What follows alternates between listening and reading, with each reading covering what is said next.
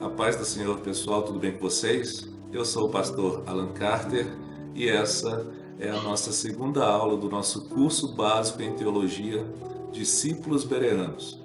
E hoje nós vamos continuar a falar sobre introdução bíblica. Na aula passada nós aprendemos algumas coisas de suma importância para a nossa caminhada e para o nosso ministério, e hoje eu quero continuar a falar sobre esse assunto. E aproveitando agora o início do vídeo, quero te convidar a compartilhar esse vídeo com os teus amigos e familiares, para que mais pessoas tenham acesso e possam aprender mais sobre a Palavra de Deus. Não esquece também de deixar o teu like e se inscrever no nosso canal, para que você receba sempre as notificações quando eu postar conteúdo novo aqui. Então, continuando a nossa matéria de introdução bíblica, hoje nós vamos falar sobre as línguas originais da Bíblia, ou seja, as línguas em que a Bíblia foi escrita. A Bíblia ela foi escrita em 3 línguas distintas, sendo elas hebraico, aramaico e grego.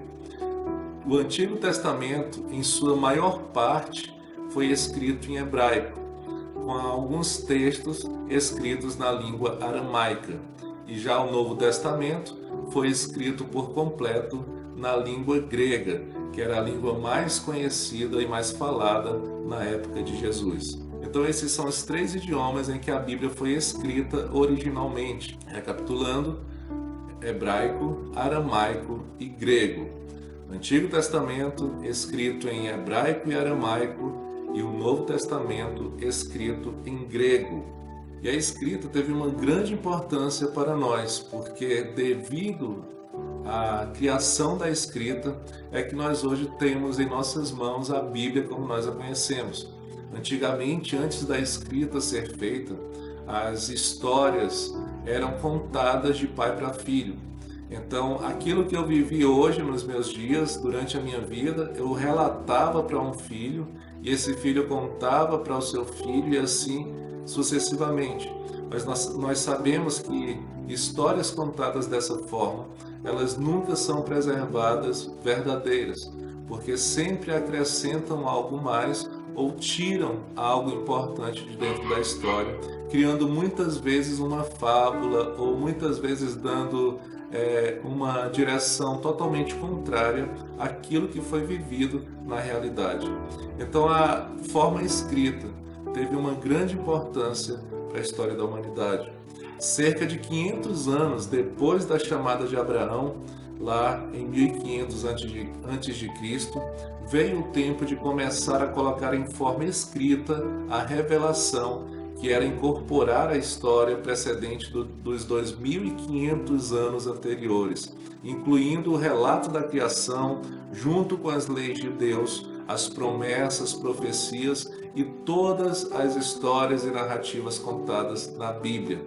Então foi devido a essa forma de escrita que nós conseguimos hoje ter acesso à palavra. Imagine você se a escrita não tivesse sido feita e nós só tivéssemos hoje relatos contados, narrativas, algo verbal de tudo o que aconteceu. Com certeza muita coisa havia se perdido no tempo e teriam sido criadas também muitas fábulas para contar a história da humanidade. Os registros escritos, eles possuem precisão, permanência, objetividade e disseminação. E por isso que a escrita é tão importante, porque sem a escrita nós não teríamos precisão, permanência, objetividade nem disseminação.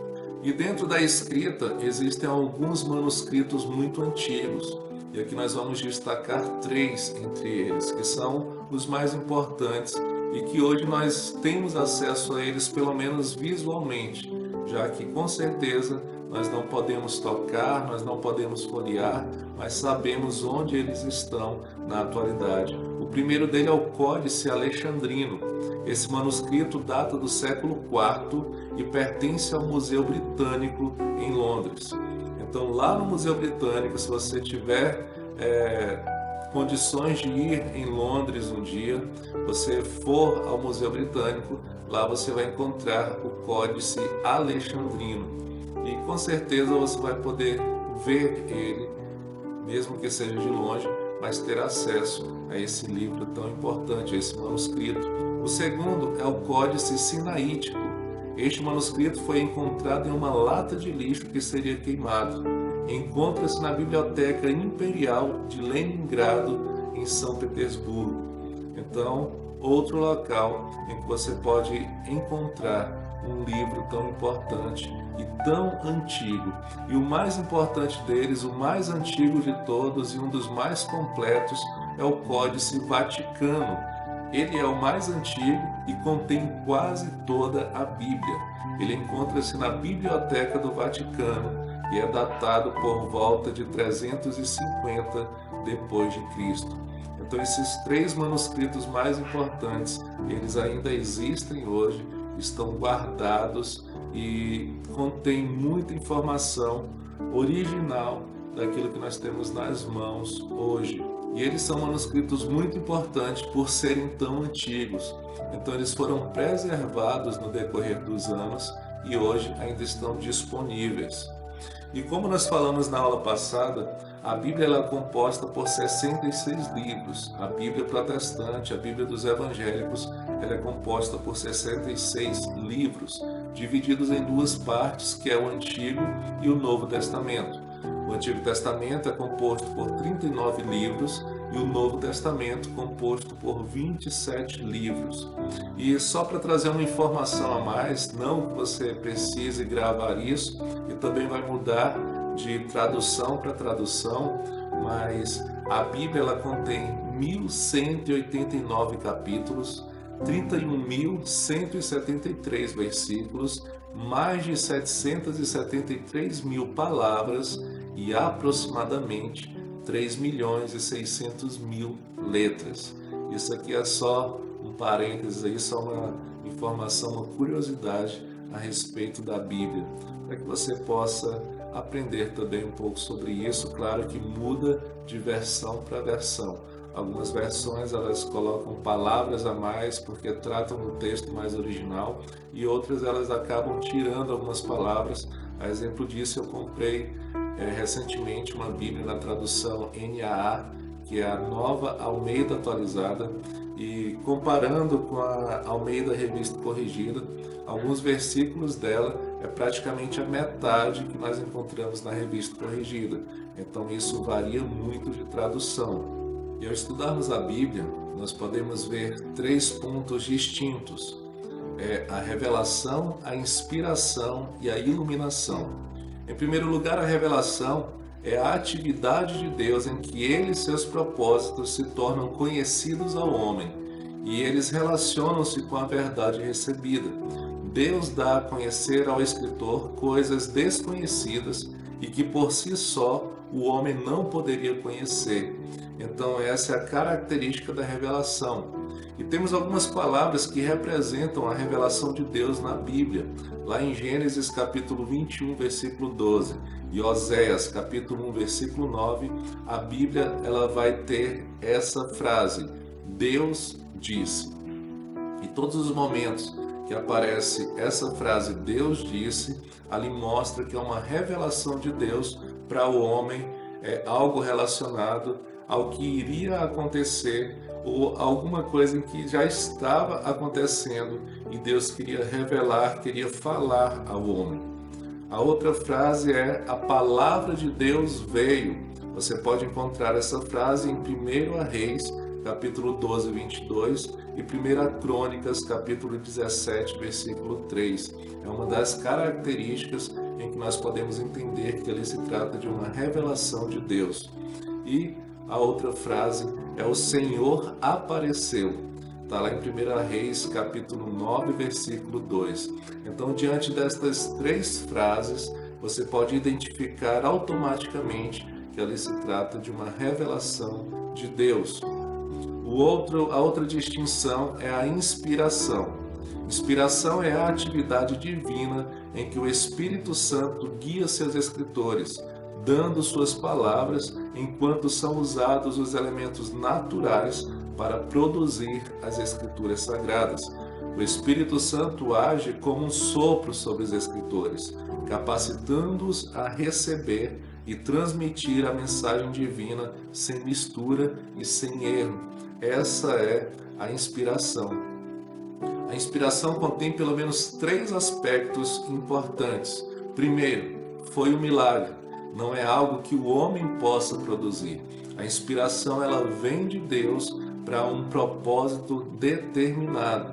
O segundo aspecto é que a revelação ela jamais vai anular a característica pessoal do escritor. Ou seja, se nós pegarmos dentro dos escritores da Bíblia, se nós pegarmos Moisés, que escreveu o Pentateuco, Moisés ele teve revelação e ele teve inspiração de Deus, mas ele não deixou de ser humano. Ele continuou com suas falhas, ele continuou errando algumas vezes, ele continuou com seus pensamentos, seus sentimentos, ele não deixou em momento algum de ser homem e se tornou um Deus. E eu até quero aproveitar esse momento para alertar algumas pessoas. Por mais que Deus use alguém poderosamente aqui na Terra, por mais que Deus capacite alguns com dons espirituais, pessoas que têm um poder de persuasão, o dom da palavra, da pregação, do ensino, o dom de revelação, de cura, de profecia, não importa. Deus te usa, mas Ele te chamou para ser homem. Infelizmente, o que nós vemos em algumas situações são pessoas que começam a ser usadas por Deus e de repente começam a querer ser deuses. Deus nos chamou na condição de homem. Deus nos chamou como homens. E não cabe a nós querermos nos igualar a Deus. Nós temos que entender quem nós somos, o propósito que está sobre nós e o que nós vamos fazer, porque nós somos homens e não deuses. Então não é porque Deus te usa de forma sobrenatural que você vai querer ser maior, que você vai querer ser melhor, ou que você vai achar que você é suficiente ou autossuficiente, porque o poder vem de Deus e Ele faz e usa quem Ele quer, conforme a sua vontade e o seu propósito. Então, a inspiração não anulou as características pessoais de nenhum desses homens, de nenhum desses escritores da Bíblia, assim como ela não anula a nossa característica pessoal como homens e mulheres nos dias atuais. E o outro aspecto importante na inspiração é que ela garante a inerrância em toda a Escritura. Então é a inspiração de Deus que traz essa revelação que muitas vezes o homem nem compreende, mas que vem montar de uma forma que não há como errar. Por exemplo, a Bíblia, como nós estamos estudando, escrita por cerca de 40 pessoas em épocas e situações diferentes, e ela se completa do início ao fim. E isso se dá pelo fato dela ter sido inspirada por Deus. E o homem transmitiu aquilo que recebeu de Deus, e Deus ele é onisciente, onipresente, onipotente, e a própria palavra diz que Deus conhece o fim antes mesmo do início. E a outra distinção dentro do estudo da Bíblia que nós podemos ter é a iluminação. A iluminação se dá no momento em que o servo de Deus, de posse da revelação e da inspiração, recebe a capacitação do Espírito Santo para compreender as verdades bíblicas e então transmiti-las à humanidade. Somos iluminados com aquilo que já foi revelado e inspirado. No sentido original, não criamos mais nada, apenas transmitimos de forma bem interpretada as verdades bíblicas. Poderíamos dizer que nós, sacerdotes, nós somos facilitadores ou fazedores de pontes das verdades bíblicas. Então a iluminação vem quando você está lendo a Bíblia e de repente algo salta aos teus olhos, ao teu coração, e você começa a entender o porquê daquilo. Geralmente nós, quando estamos criando, você que ministra, você que prega a palavra de Deus, quando está criando um sermão, uma ministração, muitas vezes você está criando algo que Deus já revelou no teu coração. E o nosso papel, quando nós temos e recebemos uma palavra de Deus que vem nos confrontar, que vem mexer com a gente e que nós vamos transmitir essa mensagem, é tentar transmitir da forma mais simples possível para que todos possam entender. Entra aí também aquelas pessoas que, querendo parecer sábias ou cultas, querendo parecer dotados de sabedoria acima dos outros, chegam muitas vezes em certas situações e começam a usar palavras que nós não usamos no dia a dia comum. Palavras difíceis para dizer que são realmente conhecedores, sábios, e muitas vezes isso faz com que aquela pessoa mais simples, aquela pessoa mais leiga, não consiga receber aquela mensagem. É por isso que nós precisamos tentar ou procurar transmitir a palavra da forma mais simples possível. Quando a gente pega os evangelhos, quando a gente vê a história de Cristo, o ministério de Cristo sobre a terra, nós vemos um homem simples, um homem que falava com uma simplicidade muito grande, mas que todo mundo parava para ouvir. Então, ao exemplo de Cristo, nós também temos que procurar transmitir a palavra de Deus em cada oportunidade que nós temos, de uma forma que todos possam compreender, porque nós somos facilitadores ou fazedores de pontes. Ou seja, se eu entendi algo a mais, o meu dever é transmitir isso para aqueles que ainda não entenderam. Não guardar, não reter isso para mim, mas procurar transmitir para as outras pessoas. A exemplo deste curso, que a intenção maior deste curso, quando Deus tocou no meu coração, foi para que eu pudesse levar um conteúdo de aprendizado para que muitas pessoas que muitas vezes dizem que não conseguem entender a Bíblia tivessem acesso a essa informação e pudessem, de uma certa forma, serem iluminados e conhecerem verdadeiramente a verdade que é a Bíblia, a Palavra de Deus. E qual o tema central da Bíblia? Já que a gente está estudando introdução bíblica, a gente está falando da Bíblia, será que a Bíblia tem um tema central? Sim, ela tem um tema central. Do início ao fim, ela tem um centro. E esse centro é Cristo. A Bíblia, ela é cristocêntrica. O seu tema central é Jesus. Se olharmos de perto a tipologia bíblica, através de símbolos, figuras e profecias, veremos que Cristo ocupa o lugar central nas Escrituras. E para que você possa até compreender melhor como que no Gênesis vai falar de Cristo, sim, lá em Gênesis capítulo 3, versículo 15, a Bíblia vai dizer que Jesus é o descendente da mulher. Ou seja, quando Deus fala que da mulher viria um descendente que pisaria a cabeça da serpente, ali já está fazendo alusão, já está mostrando Cristo Jesus, que viria para que pudesse pagar uma dívida que era nossa através do pecado, do nosso pecado que ele levou sobre si, para que hoje nós pudéssemos ter a certeza da nossa salvação. Lá em Êxodo, a Bíblia vai falar que Jesus é o Cordeiro Pascual. Em Levítico, Jesus é o sacrifício expiatório.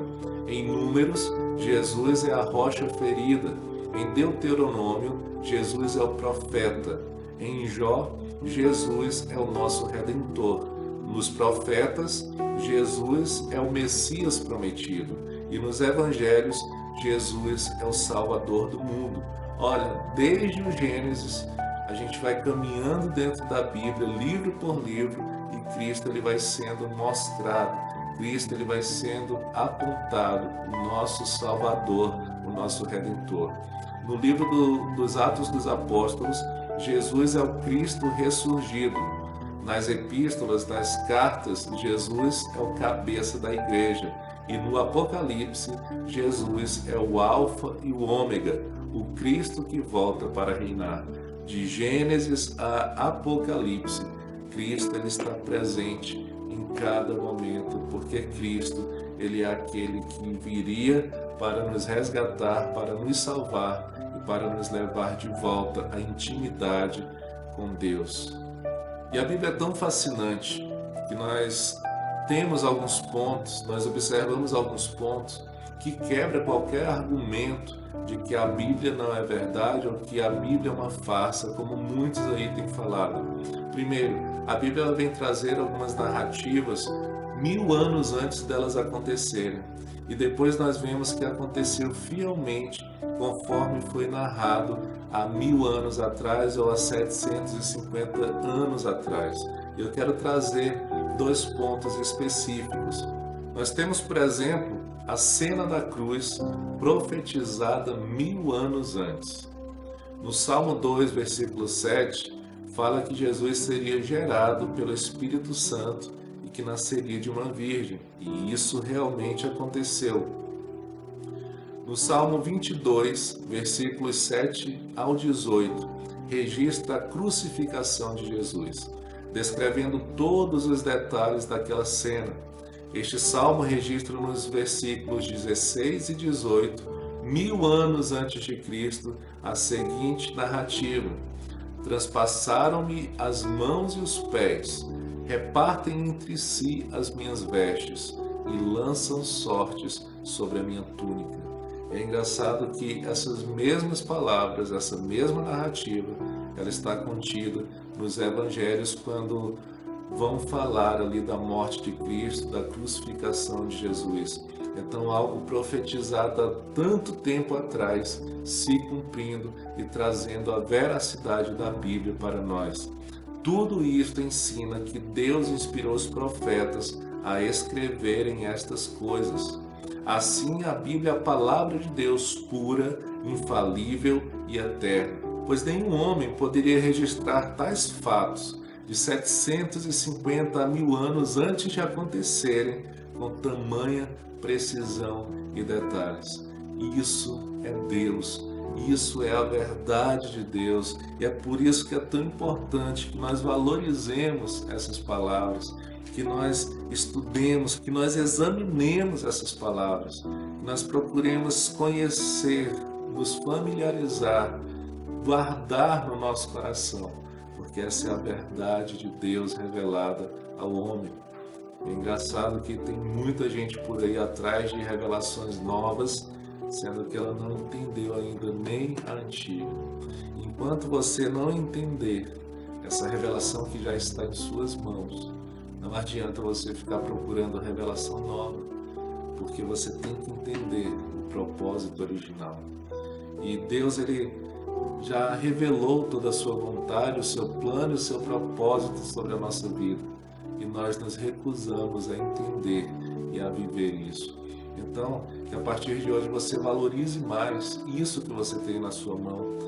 Você que está aqui no Brasil, valoriza a liberdade que você tem de possuir, de portar, de andar com a Bíblia, de cultuar livremente, porque tem muitos países em que a Bíblia é proibida, os cultos são proibidos e você não pode exercer a sua fé em Cristo Jesus. Então aproveita enquanto aqui no Brasil nós ainda temos essa liberdade e se apodere dessa palavra com intensidade, com amor, com dedicação, para que você possa crescer cada vez mais em graça e conhecimento diante de Deus. Então, essa foi a nossa segunda aula, a aula de introdução bíblica, e eu espero que você tenha gostado, que você tenha entendido tudo aquilo que foi explanado aqui nesta aula, e eu quero te convidar, a você que assistiu esse vídeo, a convidar mais pessoas, a compartilhar com mais pessoas, para que